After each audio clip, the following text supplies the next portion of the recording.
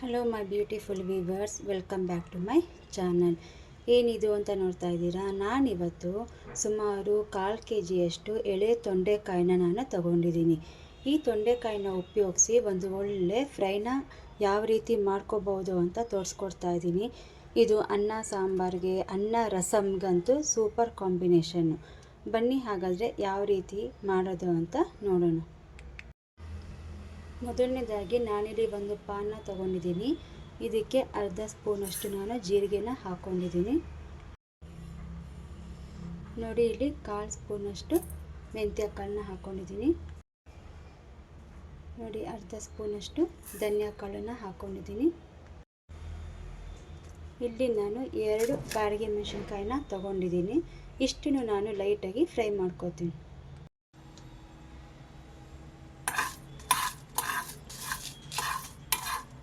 ಇಲ್ಲಿ ಏನು ನಾನು ಫ್ರೈ ಮಾಡ್ತಾ ಇದ್ದೀನೋ ಯಾವುದು ಕೂಡ ಸಿಗಬಾರ್ದು.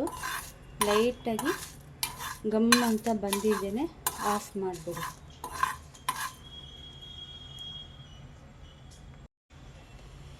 ನೋಡಿ, ನಾನಿಲ್ಲಿ ಒಂದು ಬಾಣಲಿನ ತೊಗೊಂಡಿದ್ದೀನಿ. ಈಗ ಇದಕ್ಕೆ ಸ್ವಲ್ಪ ಎಣ್ಣೆನ ಹಾಕೋತಾ ಇದ್ದೀನಿ. ಎಣ್ಣೆ ಚೆನ್ನಾಗಿ ಕಾಯಬೇಕು. ನೋಡಿ, ಎಣ್ಣೆ ಕಾದಿದೆ. ನಾನಿಲ್ಲಿ ಒಂದು ಈರುಳ್ಳಿನ ಉದ್ದಕ್ಕೆ ಹೆಚ್ಕೊಂಡಿದ್ದೀನಿ. ಈಗ ಇದನ್ನು ಫ್ರೈ ಮಾಡ್ಕೋಬೇಕು.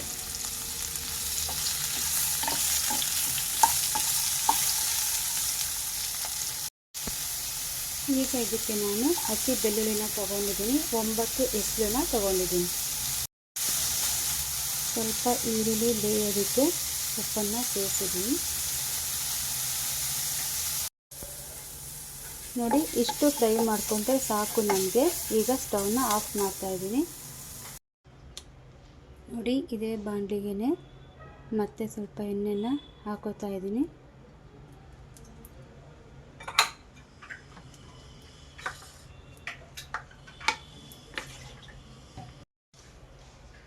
ನೋಡಿ, ಈಗ ಎಣ್ಣೆ ಕಾದಿದೆ. ಈಗ ಇದಕ್ಕೆ ತೊಂಡೆಕಾಯಿನ ನಾನು ಹೆಚ್ಚಿಟ್ಕೊಂಡಿದ್ದೀನಲ್ಲ, ಅದನ್ನು ಹಾಕ್ತಾ ಇದ್ದೀನಿ.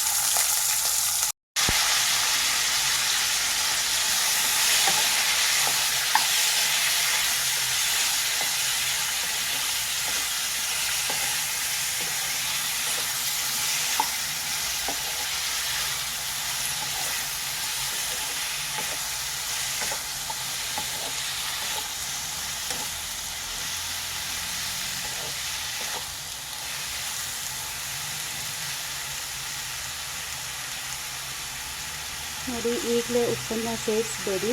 ಉಪ್ಪು ಹಾಕಿಬಿಟ್ರೆ ನೀರು ಬಿಟ್ಕೊಂಡ್ಬಿಡುತ್ತೆ. ಆದಷ್ಟು ಎಣ್ಣೆಲೇ ಸ್ವಲ್ಪ ಚೆನ್ನಾಗಿ ಅದು ಫ್ರೈ ಆಗಲಿ. ಈಗ ನಾನು ಇದಕ್ಕೆ ಒಂದು ಸ್ವಲ್ಪ ಉಪ್ಪನ್ನು ಸೇರಿಸ್ಕೊತಾ ಇದ್ದೀನಿ. ಮತ್ತು ಸ್ವಲ್ಪ ಅರಿಶಿನ ಹಾಕೋತಾ ಇದ್ದೀನಿ.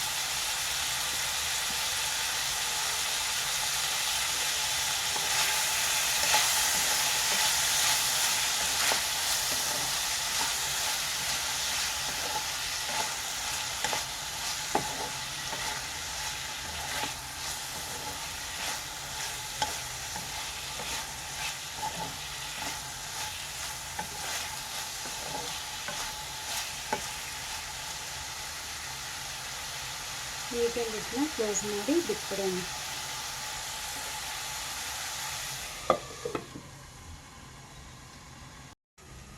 ನೋಡಿ, ಈಗ ನಾನಿಲ್ಲಿ ಒಂದು ಚಿಕ್ಕ ಜಾರನ್ನ ತೊಗೊಂಡಿದ್ದೀನಿ. ಈಗ ಇದಕ್ಕೆ ನಾನು ಏನು ಹುರ್ಕೊಂಡಿದ್ನಲ್ಲ, ಬ್ಯಾಡಗಿ ಮೆಣಸಿನ್ಕಾಯಿ ಮತ್ತು ಜೀರಿಗೆ, ಮೆಣಸು, ಮೆಂತ್ಯನ ಹಾಕ್ಕೊಂಡು ಸ್ವಲ್ಪ ಗ್ರೈಂಡ್ ಮಾಡ್ಕೊತೀನಿ. ನೋಡಿ, ನಾನು ಇಲ್ಲಿ ಈ ಥರ ತರಿಯಾಗಿ ಗ್ರೈಂಡ್ ಮಾಡ್ಕೊಂಡಿದ್ದೀನಿ. ಈಗ ಸುಮಾರು ಇಷ್ಟು ನಾನು ಹುಣಸೆ ಹಣ್ಣನ್ನು ತೊಗೊಂಡಿದ್ದೀನಿ. ಈಗ ಈ ಜಾರಿಗೆ ನಾನು ಹಾಕೋತಾ ಇದ್ದೀನಿ. ನೋಡಿ, ನಾನು ಹುಣಸೆನೂ ಹಾಕಿ ಕೂಡ ನಾನು ಗ್ರೈಂಡ್ ಮಾಡ್ಕೊಂಡಿದ್ದೀನಿ. ಈಗ ಇದಕ್ಕೆ ನಾನು ಏನು ಈರುಳ್ಳಿ ಮತ್ತು ಬೆಳ್ಳುಳ್ಳಿನ ಫ್ರೈ ಮಾಡ್ಕೊಂಡಿದ್ದೀನಲ್ಲ, ಅದನ್ನು ಸಹ ಈ ಜಾರಿಗೆ ಹಾಕೋತಾ ಇದ್ದೀನಿ. ನೋಡಿ, ಈಗ ನಾನು ಚಿಕ್ಕ ಜಾರಿಗೆನೆ ಆ ಡ್ರೈ ಪೌಡರ್ಗಳ ಜೊತೆನೇ ನಾನೇನು ಫ್ರೈ ಮಾಡ್ಕೊಂಡಿದ್ದೀನಲ್ಲ, ಈರುಳ್ಳಿ ಬೆಳ್ಳುಳ್ಳಿನ ಹಾಕ್ಕೊಂಡಿದ್ದೀನಿ. ಈಗ ಇದನ್ನು ಗ್ರೈಂಡ್ ಮಾಡ್ಕೊತೀನಿ. ನೋಡಿ, ಇದು ತರಿಯಾಗಿ ರುಬ್ಕೊಂಡಿದ್ದೀನಿ. ಈಗ ಇದಕ್ಕೆ ಅಚ್ಚ ಖಾರದ ಪುಡಿನ ಅರ್ಧ ಸ್ಪೂನು ಸೇರಿಸ್ಕೊತಾ ಇದ್ದೀನಿ.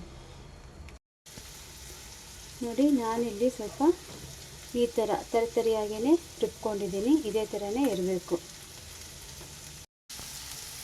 ನೋಡಿ. ಇಲ್ಲಿ ತೊಂಡೆಕಾಯಿ ಚೆನ್ನಾಗಿ ಎಣ್ಣೆಯಲ್ಲಿ ಫ್ರೈ ಆಗಿದೆ. 1 ಡ್ರಾಪ್ ನಾನಿಲ್ಲಿ ನೀರನ್ನು ಹಾಕಿಲ್ಲ ಬೇಯಿಸ್ಕೊಳ್ಳೋದಕ್ಕೆ, ಹಾಗೆಯೇ ಚೆನ್ನಾಗಿ ಎಣ್ಣೆಯಲ್ಲಿ ಬೆಂದಿದೆ. ಈಗ ಇದಕ್ಕೆ ನಾನು ಏನು ತರಿಯಾಗಿ ರುಬ್ಕೊಂಡಿದ್ನಲ್ಲ ಆ ಮಸಾಲೆನ ಸೇರಿಸ್ತಾ ಇದ್ದೀನಿ. ಸ್ವಲ್ಪನೇ ಹಾಕ್ಕೊಳ್ಳಿ, ಒಟ್ಟಿಗೆ ನೀವು ಸೇರ್ಸಕ್ಕೆ ಹೋಗ್ಬಿಡಿ.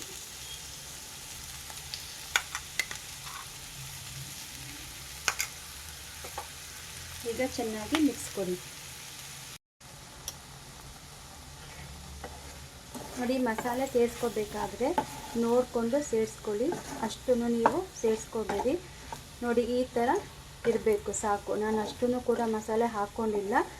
ತೊಂಡೆಕಾಯಿಗೆ ಕರೆಕ್ಟಾಗಿ ಮಿಕ್ಸ್ ಆಗಬೇಕು ನೋಡಿ. ನಾನು ನಿಮ್ಗೆ ತೋರಿಸ್ತಾ ಇದ್ದೀನಲ್ಲ, ಈ ಹಂತಕ್ಕೆ ಬಂದರೆ ಸಾಕು.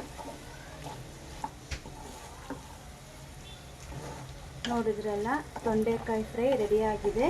ಇದು ಅನ್ನ ಬೇಳೆ ಸಾರಿಗೆ, ಸೋಂಬೇರಿ ಸಾರಿಗೆ, ಅನ್ನ ರಸಮ್ಗೆ ತುಂಬಾ ಚೆನ್ನಾಗಿರುತ್ತೆ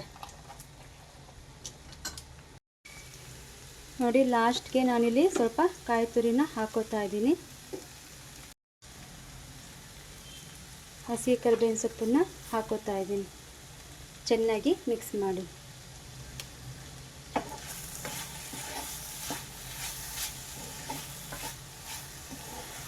ನೋಡಿ. ಇಷ್ಟೇ ಸಿಂಪಲ್ಲಾಗಿ ತೊಂಡೆಕಾಯಿ ಫ್ರೈ ರೆಡಿ ಟು ಸರ್ವ್.